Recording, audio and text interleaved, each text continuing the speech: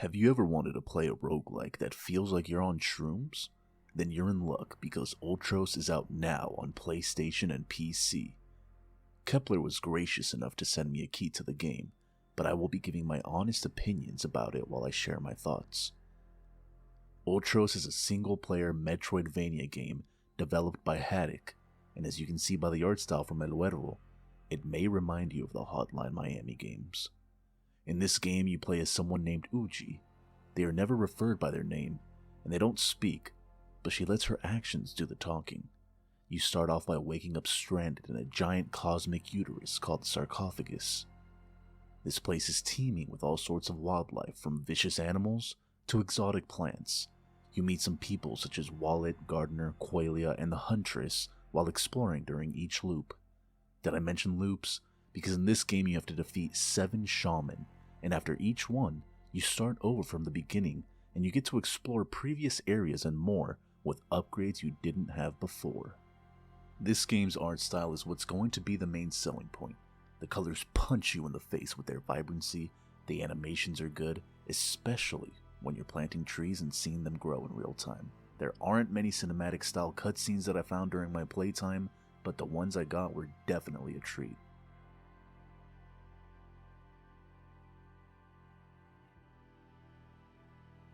The soundtrack is decent, but I feel like the game effect sounds are what really shine.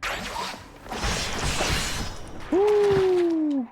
Combat is fluid, and I never felt the game was unfair at any point. If you do have issues with anything, Ultros provides great accessibility settings with sliders for many things. In this game, you heal and gain stats towards upgrades by eating parts from creatures you kill or food from plants. I found it to be a unique mechanic and enjoyed it for what it was. As for things I didn't enjoy as much, the gameplay was a little lacking for me. It didn't feel as robust as Hollow Knight per se. You have an upgrade tree, but many of the options felt lackluster. I actually found the upgrades your little drone companion gets to be much more impactful. Enemy-wise, a lot of the creatures were very straightforward and required very little thinking. The story didn't manage to grip me, and I wasn't as invested in the world like I have been with other similar games. With that being said, I didn't find anything to be particularly bad during my playtime. As I was not allowed to stream the ending or final boss, my playtime with this game was rather short, so as you can see, this review was short too. To me, Ultros is a case of what you see is what you get. Nothing's going to stand out at you, as it is a little on the simple side. I enjoyed the time I put into the game. I believe the art style, the sound effects, and the movement really carried the game for me, and after an hour or two, you know what you're in for the next 15 to 20 hours it'll take to finish the story.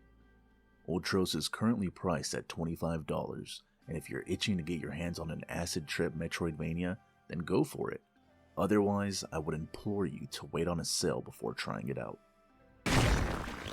Ew.